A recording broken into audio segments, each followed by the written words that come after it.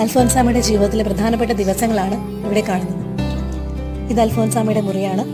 അമ്മ ഉപയോഗിച്ചിരുന്ന മുറിയും സാധനങ്ങളും എല്ലാം കേടുകൂടാതെ പരിപാലിച്ചിട്ടുണ്ട്. മരണസമയം വരെയും അൽഫോൻസാമ ഉപയോഗിച്ചിരുന്ന കട്ടിലാണിത്.